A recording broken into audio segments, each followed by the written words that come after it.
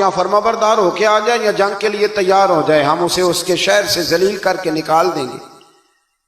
اس نے جا کے جب پیغام دیا تو اور ان لوگوں نے بھی آ کے بتایا کہ وہاں تو ہم عجیب منظر دیکھ کے آئے ہیں کہ جانور بھی ہاتھ باندھے کھڑے ہیں، وہاں تو جنات، سرکش جنات کھڑے ہیں۔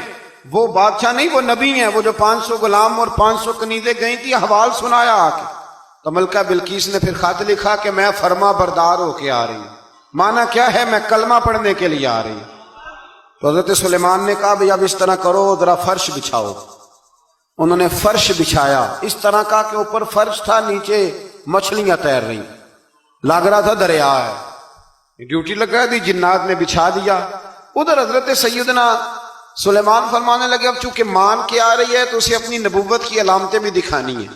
اس نے تخت بڑا شاندار بنوایا تھا، اور خواتین میں جو عادتیں خواتین والی ہوتی ہیں وہ جاتی نہیں۔ وہ 7 کمروں میں نا پیچھے اپنا تخت رکھ کے تو 7 دروازے بند کر کے آئی۔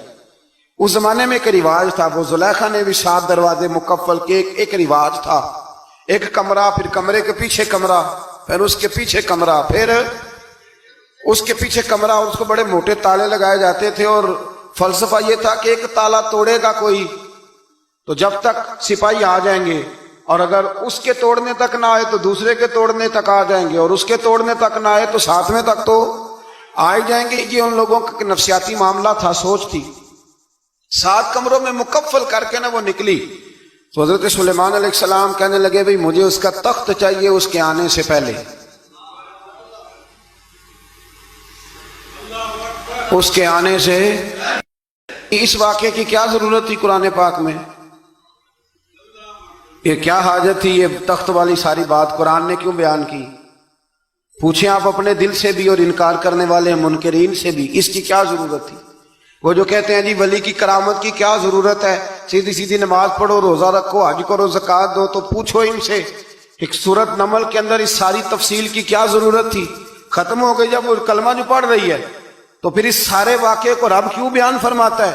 حضرت سیدنا سلیمان فرمانے لگے تخت چاہیے، اور چاہیے اس کے آنے سے پہلے۔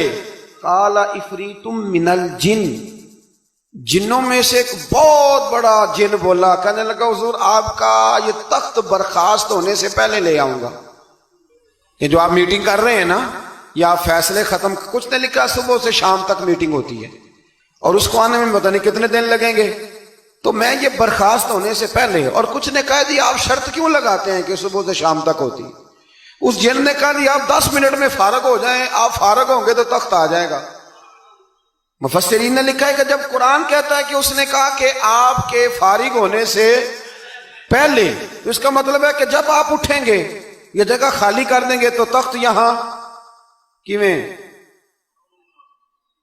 ہزاروں میل کا فاصلہ ہے آ جائے گا، پر ہوائی جہاز پہ کارگو کرا کے، جی DHL کے ذریعے کیسے آئے گا؟